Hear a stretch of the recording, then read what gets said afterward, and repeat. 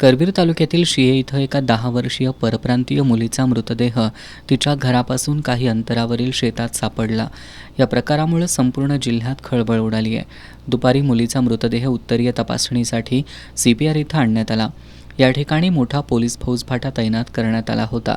कोल्हापुरातील शिवसेना ठाकरे गटाचे पदाधिकारी आणि कार्यकर्त्यांनी CPR परिसरात येत निदर्शनं सुरू केली। ठाकरे गटाचे उपनेते संजय पवार आणि शहर प्रमुख रविकिरण इंगवले यांनी DYSP सुजितकुमार क्षीरसागर यांना जाब विचारत कोल्हापुरात अशा घटना घडतातच कशा असा सवाल उपस्थित केला। पोलीस उपअधीक्षक क्षीरसागर यांनी अधिकाऱ्यांच्या उपस्थितीत इन कॅमेरा उत्तरीय तपासणी होणार असून आपण स्वतः याचा तपास करणार असल्याचं सांगितलं। ठाकरे गटाच्या कार्यकर्त्यांनी घटनेचा निषेध करत बोंब मारो आंदोलन केलं। कार्यकर्ते घोषणाबाजी करत CPR चौकात आले।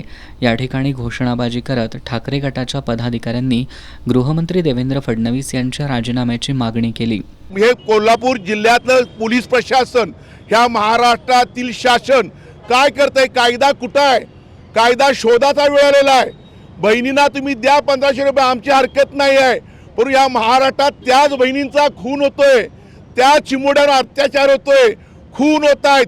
कायदा सुव्यवस्था पूर्णपणे बिघडलेली आहे। कोल्हापुरात सुद्धा वाटोळ झालाय कायदा सुव्यवस्थेचं, कुणी बघायला लक्षात तयार नाही आहे। आणि गृहमंत्री साहेब, मुख्यमंत्री, तुम्ही काय करताय?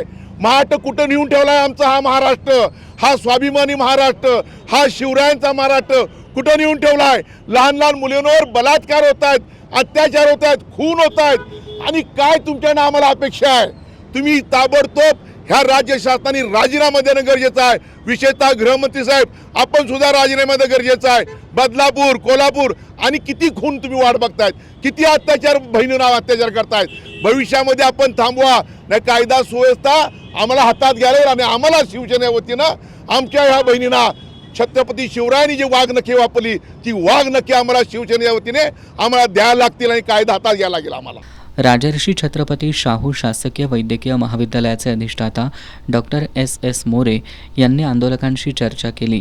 ठाकरे गटाच्या पदाधिकाऱ्यांनी बालिकेच्या मृतदेहाची उत्तरीय तपासणी योग्य प्रकारे करून त्याचा अहवाल आपणास द्यावा अशी मागणी केली।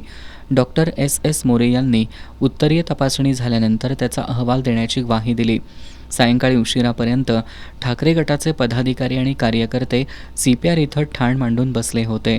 या आंदोलनात सहसंपर्क प्रमुख विजय देवणे, रविकिरण इंगवले, हर्षल सुर्वे, महेश उत्तुरे, धनाजी दळवी, मंजित माने, सुशील भांदिगरे, अनिल पाटील, स्मिता सावंत, सागर साळोखे, अभिजित बुक्षेट आदींनी सहभाग घेतला।